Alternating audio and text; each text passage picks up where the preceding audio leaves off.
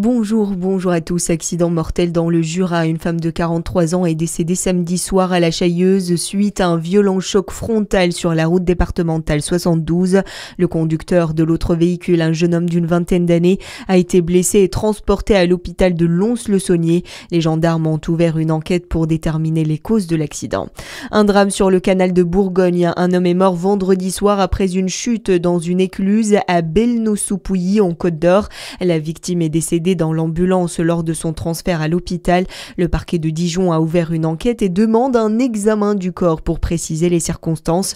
À ce stade, la piste accidentelle est privilégiée. L'homme originaire du village voisin de Châtellenoz se promenait le long du canal au moment des faits.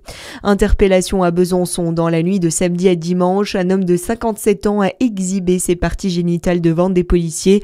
L'intervention a eu lieu rue Proudhon suite à un appel pour un différend devant un bar.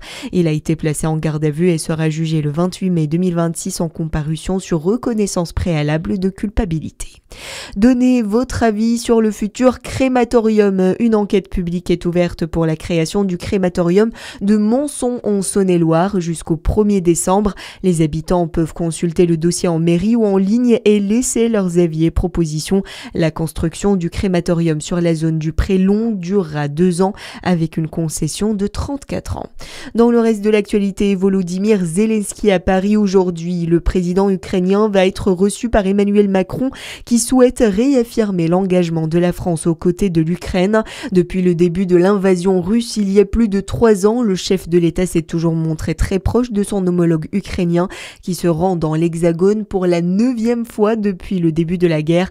Et cette journée s'annonce chargée pour les 2 hommes Adam Ferronnier. Oui, elle va commencer par un déplacement sur la base aérienne militaire de Villacoublay, au sud-ouest de Paris, pour évoquer les moyens d'aller encore plus loin pour permettre à l'Ukraine de se défendre. Emmanuel Macron et Volodymyr Zelensky vont prendre ensuite la direction de l'état-major de la force multinationale. Ce projet, mené par Paris et Londres en vue d'un éventuel cessez-le-feu avec la Russie.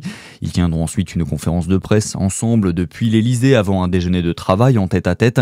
Des annonces de nouvelles aides ou coopérations militaires en matière d'armement sont possibles et hier déjà, Volodymyr Zelensky a annoncé un accord historique avec la France pour renforcer l'aviation de combat et la défense aérienne de Kiev. Sur le fond, la situation est toujours aussi compliquée en Ukraine alors que l'hiver approche. La Russie continue d'avancer dans l'est du pays et multiplie les bombardements ces dernières semaines.